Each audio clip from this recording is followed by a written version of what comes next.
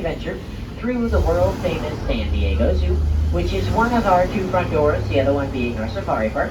And as you all would expect on a tour, that means we're going to go see some of your favorite species, and while doing so, we're also hopefully going to learn a little bit about them, a fun fact or two or 20, but also a bit about the threats these species are facing and the things that San Diego Zoo Wildlife Alliance is doing with our allies around the planet to create a world where all life thrives. It is our mission here, and we're doing some really amazing things to make that happen, starting right here on Zoo Grounds. So while we are exploring some of those things today, I do want to encourage everybody to keep out your maps and or the apps. Those are very helpful resources for you, so you'll know not only where we are during the tour, but you'll also have access to our schedule for all of our shows and things like that today. Definitely a good resource I'd recommend you keep out. And then in front of us on the left, you'll see the red exit sign. You go past that, you're going to find our biggest thing. I highly encourage you to go check out again, Wildlife Wonders, with details on your end here. I do have to let everyone know about the safety rules. Now, there's only two. I promise you they are super easy.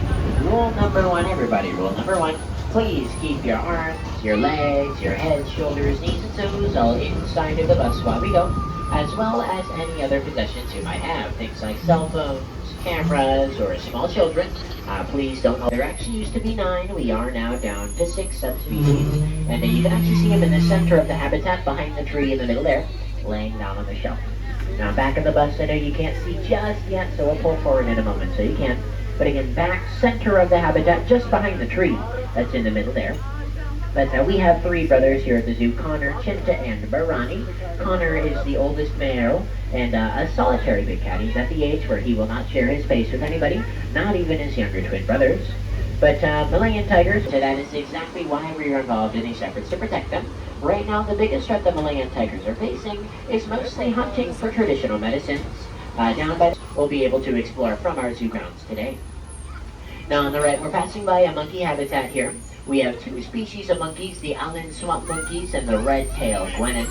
I do want us all to notice a little bit about the habitat itself, though, because as a part of our animal welfare, how we care for the species we have here, habitat design is really important, making them look and feel as much like home as possible, while also giving the animals the opportunities they need to practice their natural behaviors. There's a term for this. We call it experiences, and what that is it's providing the right stimuli at the right place and the right time to imitate naturally occurring scenarios. And this could be any sort of activities that animals typically do, whether that's mundane ones like climbing, foraging, socializing, or exploring. And this can even be far more complex. We can play out opportunities to hunt, which may take several days. We can even play out natural disasters here, like forest fires and mudslides, all naturally occurring events that animals typically run into, right? And the whole idea of these experiences is to really get animals in touch with their environments. They're already capable of processing them.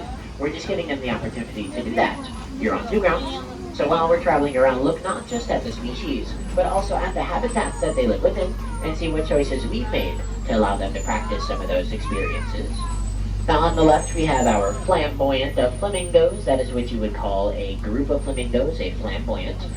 We have that are more pale, but all subspecies of flamingos actually have little to no sense of smell, and if you take a deep breath through the nose, you might be unlucky enough to find out why. A very pungent bird, a very strong scent. A lot of that actually comes from their diet. They eat a lot of shrimp, and the more shrimp they eat, the more. But you might not have heard exactly how we got that title. Now, there are a lot of reasons. One of them is our Medagorg. And up the hill on the left, we actually have a veterinary hospital up there. It's the first exotic animal hospital built inside the United States of America. And it's in there where some pretty magical things happen. One of them is a story about an orangutan by the name of Karen. And Karen the orangutan was pretty famous a few years ago because she underwent the world's very first open heart surgery on a zoo animal, which, as you can guess, that is some really scary stuff, not only because she's an orangutan, but at the time Karen was only 2 years old.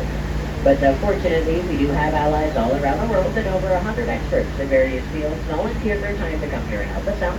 The operation itself was then a 7-hour-long success. And Karen the orangutan is actually still alive, and while you may see her here today, 28 years later, after that operation happened. So again, one story of many that does earn us our fame here, and hopefully we'll get the opportunity to explore some more of those stories during the tour today. Now on the right-hand side, looking at a couple species of ungulates or hoofed mammals. I can see, but also a very key adaptation as this allows them to be browsers, eating nice and high into the trees. And on our right here, we've got some of the Chicoan peccary. The 20 minutes of air conditioning, you go in there, you get a seat, a show, and some shade. Very nice and very relaxing, especially on a warmer day like today. On the left here, we've got the Kangaroo Bus Stop number 3. That's again the hop on and hop off bus stop that you can use to get around the park. And stop number 3 is on the top right corner of your map at the entrance to Elephant Odyssey, which is the next portion of our tour. Now, Elephant Odyssey is designed to be like what California would have been like roughly 12,000 years ago. So each of the species of plants and animals we're going to see in here are representatives or relatives of ancient California natives, so pay close attention. We've got some really cool history going on in here. And that starts on the left-hand side, a small species scattered amongst the branches called the rock hyraxes. Although if I'm honest, I'm actually not seeing any. We'll continue on, but the hyraxes are a very interesting species. They've got another habitat we'll try to check out later on. But on the right-hand side here, we're looking for our lions. They're both on the back right pedestal there. These are the lions. Their names are Ernest and Miss Ellen. They are a brother and a sister, doing what they do best right now, which is lying around about 20 hours a day. They typically spend taking naps for these big cats. But Ernest and Miss Ellen are again a brother and a sister. They are 400-pound big cats, very dangerous predators when they are awake, which I'll be honest, that is not often, right? About 20 hours a day is spent sleeping for these big cats. But they represent our work in our Savannah Hub of Conservation, collaborating with a team called the Northern Rangelands Trust to protect them. But Miss Ellen, she's the sister. She's the one closer to us here. She's actually a prankster. She really loves to mess with her brother. My personal favorite we call the cheetah trick, and what that is, she'll lay down on the ground, and whenever Ernest walks by in front of her, she will actually swipe his back legs out from underneath him. So he falls down, he turns around growling, all upset, and she acts like she has no clue what happens. She just goes right back to sleep. So she's a pretty good sister, I would say, always pulling pranks on her brother.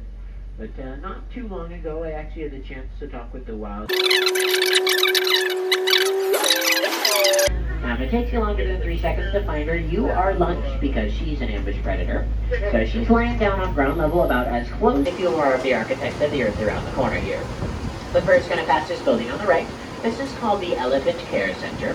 This is where a lot of the innovative, beautiful birds of prey, and quite unique, as their favorite way to hunt is actually by chasing their prey on claw and stomping on it in order to kill it. Their favorite snack is actually snakes. They like them well tenderized, and they do it themselves. They're very good at it. The kick of a secretary bird is actually faster than a human tickling their eyes. So quite dangerous, but fortunately all of that danger is turned towards small rodents and venomous snakes. That is actually what most of their diet does consist of. But back to our elephant yard here by the care center, you can see and help save the local species. Now here on the right-hand side, we're looking at the California condors. Now these are scavengers or vultures. I heard meat. That's a good answer. Corpses, carcasses, carrion, the jaguars, the condors, even the camels.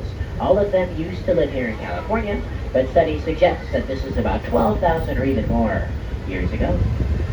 Now on the right-hand side, we're passing by the top of Africa Rocks, and this top area is a lovely garden called the Ethiopian Highlands. And if you take a close look, you might notice that it is the home of a tremendously diverse collection of plants, which is true of native Ethiopia.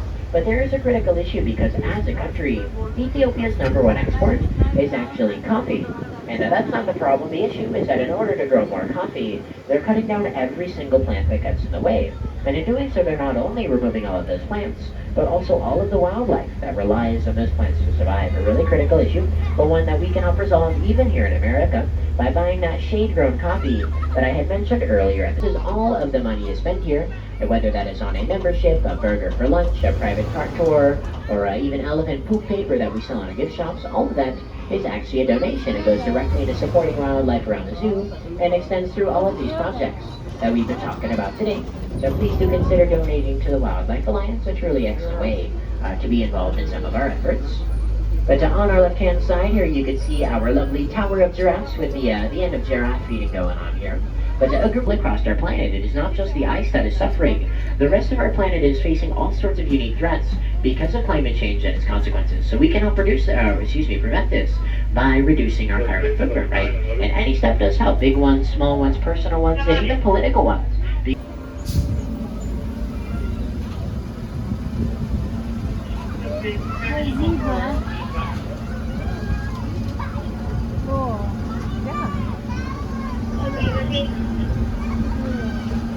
The first time for you.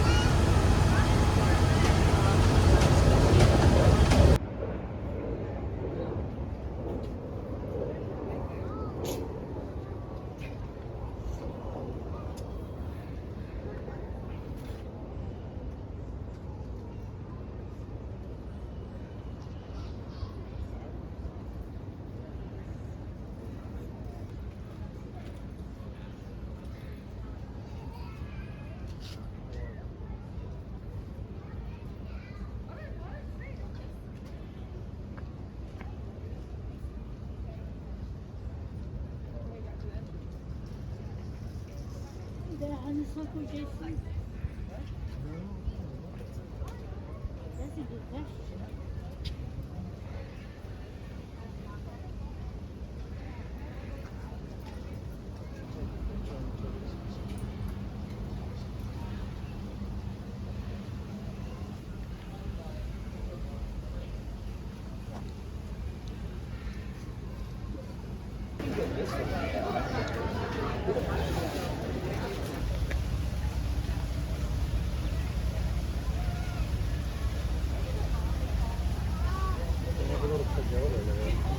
Shopping for sure. And he's like, you guys like this shirt? Yeah.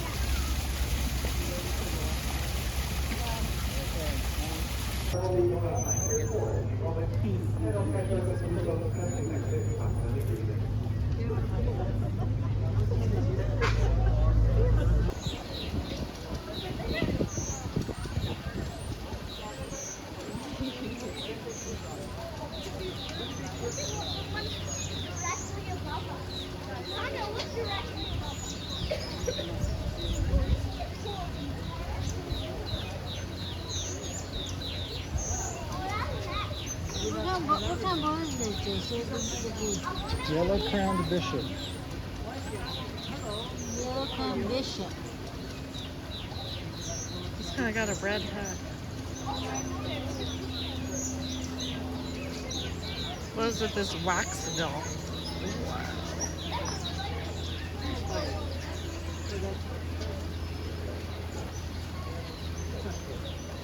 There were what there too?